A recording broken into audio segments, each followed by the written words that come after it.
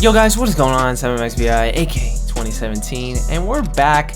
It's near the end of the year, and I thought, hey, let's do another Q&A because it's been a very long time. My audience has grown significantly, so thank you for that. I got a ton of great questions here. I obviously can't get to them all because I don't want this video to be a million hours long. So let's just jump in with the ones that I got right now. DJ Nardi says, favorite hockey player. I don't know if this is a joke, but I feel like I talk about this a lot. I'm not like a big sports fan. Like, I am not invested in watching them or playing them. So in essence, I don't have one. Friggin' Wayne Gretzky. Or I guess I could say Matt Duchene because he's from where I'm from. So if you know Matt Duchene, he grew up in my town. That's my favorite hockey player. There you go. Lil Dre says, how do you promote your music when your career has just begun? You don't. Honestly, I give this same advice to so many artists who are just starting out. Do not focus on promoting your music. Don't do it. Literally just focus on making music, putting it out, and repeating that process over and over and over again. Whenever you jump into a new art form, you have more creativity than you do skill. So when you show this poorly executed piece to a bunch of people who are used to listening to very high production music, it's really just not gonna go over well. You're gonna get really discouraged because you're gonna get a lot of bad feedback, you're not gonna get a lot of views or anything, and you're just gonna waste a lot of time and energy promoting. I'm telling you, good music sells on its own. I always say for the first like 2 to 3 years, just make songs and put them out. Try different styles, do not box yourself in, and just be creative, be an artist. And you'll hit a point where you really know that you've made something really good and well produced and that it'll fit amongst stuff that could be on Billboard, you know what I mean? Down the Alleyway asks, on a scale of 1 to 10, how hot is your girlfriend? Obviously, 6. Just look at her fucking Instagram. She's a babe, okay? I got lucky. I got a girl that's nice. She's nice. Lil Sad Frosty asked, how do you get articles and news stories written about you? I only had one of these articles written about me that I was like kind of interviewed and a part of, and that was by The Real Park City. He's someone who just writes for Grooverelli. I'm gonna leave him linked in the description and throw his ad up on screen. He's a homie. He's been supporting me for a while, so if you want to get an article for yourself, definitely reach out to him, show him some of your music, and it might happen. He did it completely for free because he really liked my music, but who knows, that might not be the case for you. He might charge you, and I don't know how much he charges. The way that I would go about getting articles written about you is go to the websites you want to have an article on, find some articles that are written in a way that you enjoy or about artists that you enjoy, find out who wrote the article, it's usually at the top or the bottom, go to their social medias, find their email, whatever you gotta do, reach out to them and say, hey, this is who I am, this is my music, and I was wondering how much it would cost to get an article written about me. They'll usually respond to you if they want to make some money, and if they don't, hey, tough luck. Maybe just follow up a week or two later, and that's about all you can really do. Once you find somebody who wants to write articles about you, keep that connection. That could go a really long way. BeatzByLuc asked a couple of questions. First, who's your favorite producer? Bro's trying to trap me into saying it's him. If we're talking producers that I've solely just found on YouTube, I would say either CDs or Lester, but of course I work with BeatzByLuc, Modesto, a little bit of Trifreeze, Ringtone. A new addition to my producers list is named Zuubek. He is so underrated. I'm gonna leave all them linked in the description as well if you wanna go chat them up or just go to their YouTube, whatever. He also asked, would you rather A, only be able to make songs on your own beats, or B, never use Autotune ever again? Now this is super easy. Only make songs on my own beats. I would just quit making songs and putting them out and just produce for 3 years and then get back to putting vocals on my stuff because I definitely can't go without Autotune. Like, that's just unquestionable. And then he said dream collab. I kind of answered this in my Lighter Juice interview, which I'm gonna throw in this top right corner here as well because you gotta go check that out. I said 88 Glam in that interview, which I think I would still stick to because I really like 88 Glam. They haven't been putting out a ton of stuff recently, but I think all of their stuff is like fire. I could easily listen to most of it on repeat and not be upset about it at all. R.I.P. Luxy says, favorite song ever made by you? I think my favorite, at least the one that's out, has to be Make the Bed. Like, I really liked it when it came out and it still sticks in my head. A lot of the bars in there are some of my most creatively written. It had a lot of good emotion, a lot of great changes. It was a good length. Like, pretty much everything about that song kind of encompasses what I want to execute when I go into my software. Following that has to be my song Mask, which literally just dropped like today, okay? I'm dropping this on Friday. I know I'm recording this on Monday, but it's coming out on Friday, okay? And that is today as you're watching this, so go stream it, please. I think this came out super well. Kashaga really murdered his verse. I love the song. It's got great energy, and I'm just really enjoying this like total twist on what I've been doing for the last like 2 or 3 years. Young Rain asked me, what are some things you would have done different at the start of your career looking back at it right now? Generally, I would say I don't really regret anything, and I wouldn't you know, do it over because I like where I am now. Like, I always try to learn from the stuff that I've already went through and then just make changes to be better right now. But I think a few things that I would do maybe differently in terms of like, say, physical assets. I think I would get like a better mic earlier because the mic was a huge change and just increased the quality of my music tenfold, like immediately. And I think on top of that, I would invest in more plugins. It's crazy how many of these like third-party plugins from Waves do so much for my voice. Like, they make it sound so much more clean and crisp, and just I can master, like, all of it's great. Like, the third-party plugins, super underrated. If you don't have any, you definitely need to invest.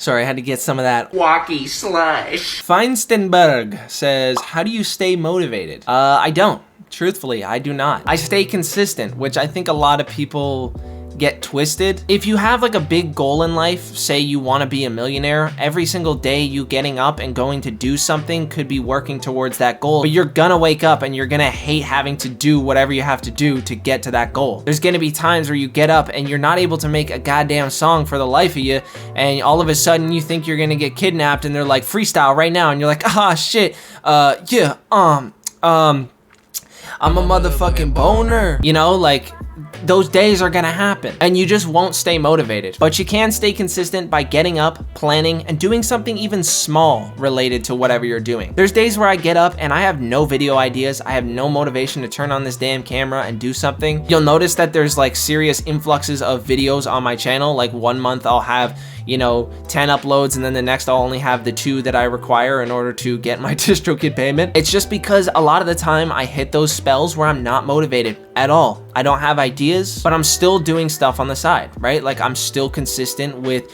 you know, updating my playlists, listening through music, responding to DMs, you know, maybe planning releases for my songs, figuring out what I'm gonna record on next once I do get back into that motivation. A piece of advice I would give to really anyone who's trying to get motivated again when you're in, say, a dry spell is try to do anything that's not creative. Go out on a big hike, go shopping, or explore a new place. Find somewhere cool to take photos, whatever it is that you're interested in that's not related to creative work. It'll help you so much. It'll clear your head. You won't focus on anything creative, and you'll just be focused on doing, existing, and having a good time. So, I mean, that's really what I do, is I just try not to do anything to do with music or design or anything like that if I'm feeling low. But you still gotta get up and do something. Laying around sucks. It makes it even worse. Don't just lay around and watch Netflix. No, don't do it. Get your body moving, get those juices flowing. Trust, you got this. Nevada says, do jellyfish eat peanut butter sandwiches not on Thursday? Probably. Geomafia says, when you finna get braids? I actually used to have braids. If you don't already know, I had like really long hair. Like, I had an afro at one point. I cut it down just to a length where it could be put into a man bun. I kind of want to do that X style braid at some point too, where it's like either reversed or you just do the one big one out the back. I think that would be fire. Kaves asks, what did you get me for my birthday? Well, since I'm dropping this on Friday, that will have been 2 days after his birthday. So if you didn't wish Kaves a happy birthday, fuck you, you're a bitch. I probably just got you the alcohol that I owed you for the last like 6 months or so. I'm sure I gave you a free skip the line too.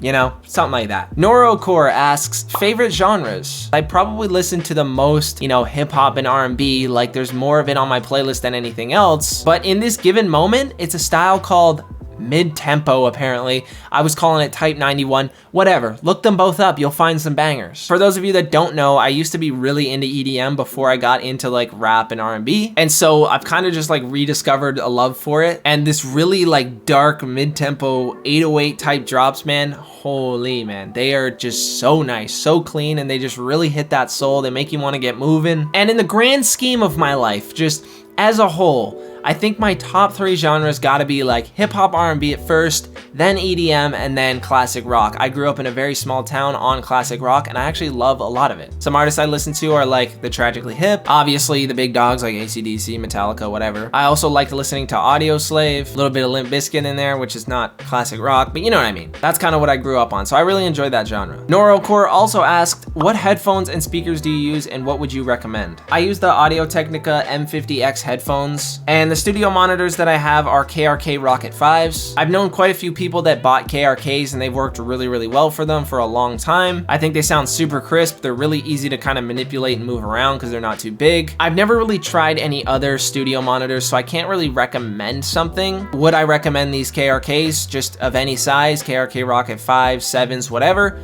Yes, definitely. For these headphones, you could get these for sure. They're definitely like a good budget, like mixing headphone. They're like $250 or something. But if you got a higher budget of around like $400 to $500, like some Sennheisers or Bayer Dynamics or whatever they are, I think those are like much higher quality for mixing. So definitely look into those if you got a higher budget. CJ Allison asks, did you think you would be doing what you are now when you were 10? No, not exactly. I figured I would be like an entrepreneur running my own business because for as long as I can remember, I've wanted to do that. You know, I thought it was cool to like, you know, oh, be a cop or a doctor or something because you like hold a gun and have power and rights and shit. But like, I always wanted to own my own business and I never thought I would be like making music. I've always loved music. Of course, most people do. It's pretty much a universal language. But yeah, no, I never thought I would be like full-time doing what I love in music right now. Like that is wild to me and I'm super grateful for that. And lastly, Slay's Official says, when's the album? Been listening to your first one and that shit's fire. Talk Soon is a banger. First of all, appreciate you, bro. Glad you like it. As for the album, I don't know. I did kind of say at the beginning of the year that I was gonna do one, like an EP or an album, whatever. But recently I've kind of just committed my mind to the singles game. Like I think I'd rather just put out singles every once in a while. A, you have better odds of getting on Spotify editorials because you can pitch every single song you release rather than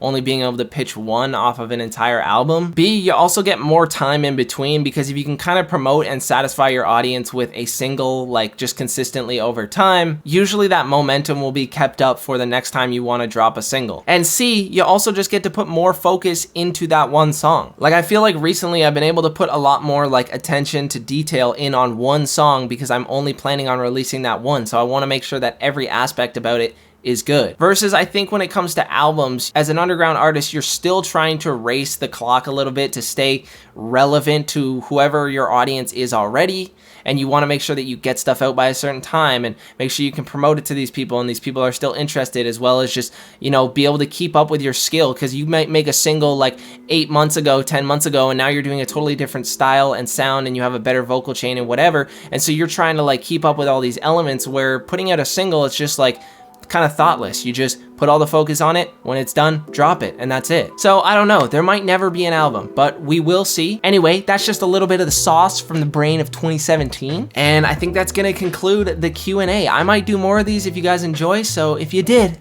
leave a like, comment down below any ideas you have for me because I always read them, and yeah, I think that's really it for me today. Anyways, guys, it's been your boy mmxvii, and I'm out. Peace. See ya. Goodbye. Why are you still watching?